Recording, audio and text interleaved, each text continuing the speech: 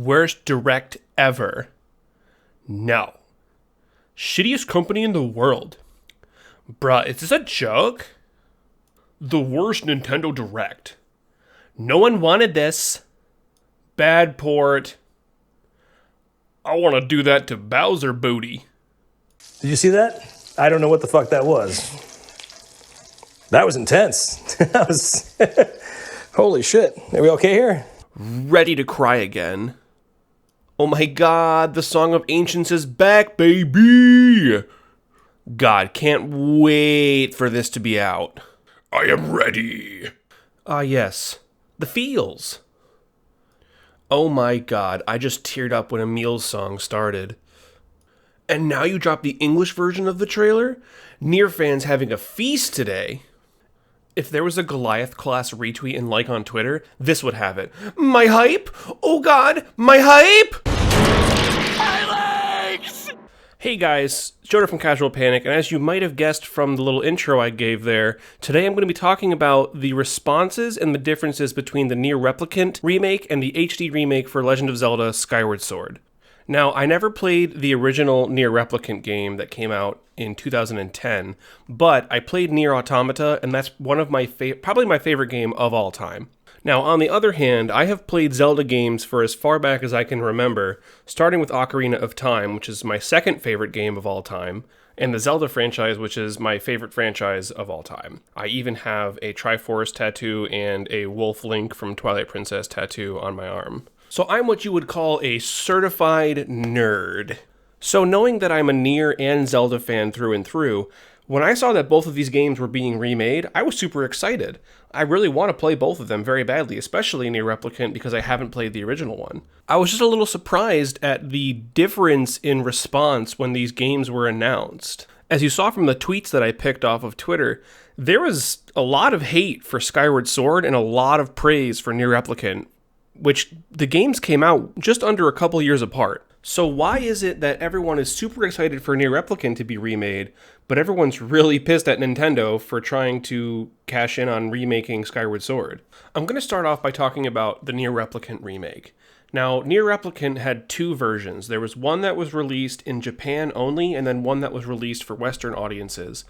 Really, the only difference between the two is that the version that came out in Japan, the main character was the brother of the girl that is trying to be saved, and in the Western version, you play as the father. In the remake coming out next month, it's going to be a lot closer to the Japanese version where you play as the brother of the girl you're trying to save. Now, along with this previously unreleased version for the West, there is a lot of improvements to the visuals and the gameplay of Nier Replicant.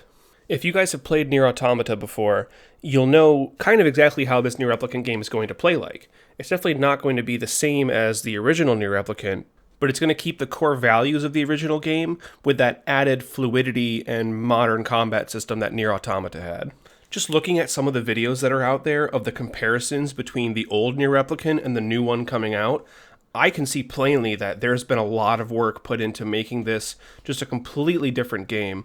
All the visuals are upgraded to be on these new consoles, and it seems like they basically just remade the game from the bottom up and tried to keep it as close to the original as possible, but for a modern console and audience. If you're like me and you only played Nier Automata and you didn't play any of the Drakengard or the original Nier game, you are in a place where you want to experience more of that story, but you don't want to play old games. And so I think what Square Enix is doing is they're taking that older game that still would hold up today, but they're making it for the modern audience so that we can experience the story without it feeling dated. Now let's move on to Legend of Zelda Skyward Sword HD for the Switch. Now I, for one, am excited to play this game again. The last time I played it was when it first came out, maybe a year after it came out when I was in college on the Wii. And, you know, gameplay-wise and story-wise, it was a Zelda game. I love Zelda games, so I had a lot of fun playing it. Except for when the Wii remote wouldn't really get my controls quite right and I would fucking die because it wouldn't swing my sword the right direction. Skyward Sword was also re-released in 2016 for the Wii U. Now, I can see why people are a little bit mad now, because this game is being remastered for the second time, and they're still charging $60 for it. I will, however, defend Nintendo a little bit and say that this iteration of the game does give a little bit more accessibility to it by not forcing you to use the motion controls. This means that people who have disabilities where they aren't able to use their arms and hands the way that they want to should be able to use the sticks a little bit easier and be able to play the game and experience it the way that we all did back in 2011. This also means that the game can be played in handheld mode, which is going to be a really nice thing for if you want to play it on the go, or if people have the Switch Lites that they want to just lay in bed and play it too, that's also an option. From what I can tell from the trailers, it doesn't look like they did all that much with the graphics. I mean, sure, it does look a lot better than it did back on the Wii U or the Wii, but it's a Switch. It's supposed to be that handheld TV combo hybrid thing, so you're not running it on some crazy next-gen console like the Xbox Series X, PS5, or any, insane 3090 PC setup.